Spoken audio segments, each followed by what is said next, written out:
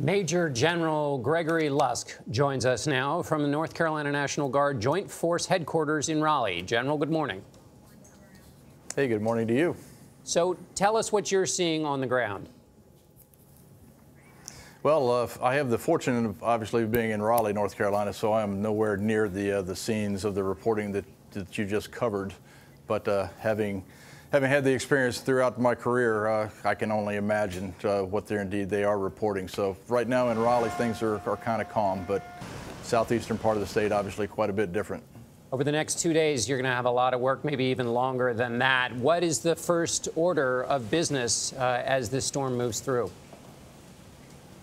Well, I think that if you don't mind, I just want to recognize the fact that so many of the people that were just being reported upon as being potential victims, those very people, or a lot of them, are on duty today, somewhere in the North Carolina Emergency Management Enterprise, guardsmen included. So indeed, just tremendous and selfless individuals that have left their homes and their families behind in order to take care of the needs of others. But our first order of business obviously was getting pre-positioned, so that indeed we could immediately respond to life-saving methods and measures right at the beginning. And then, of course, be postured for what we anticipate is going to be a very long recovery, so we can try to get North Carolina and all of our fellow citizens, our neighbors, our family and our friends, back on their feet just as quickly as we possibly can. Major General, given the sheer size of this storm, larger than the Carolinas, how can you make sure that your troops, the National Guardsmen, are being deployed where they're needed the most?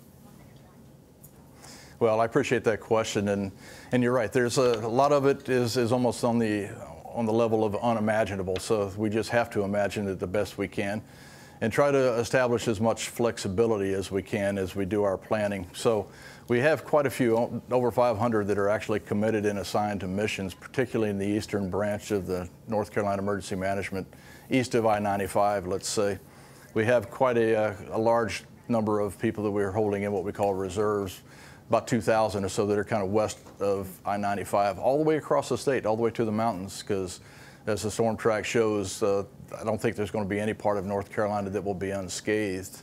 And then also, it's important to note that, of course, the U.S. Northern Command and our partners, the rest of our Army and our Air Force, of course, are pre-positioning a lot of assets on the periphery of the southeast region, so that indeed we can call upon them once this storm lifts and utilize the resources that they have. A massive storm, Major General, and you're right to give a shout out to all of those first responders who are leaving their families behind now, many of them facing the storm as well. They are jumping into the line of duty to rescue so many. Thank you so much. We appreciate it.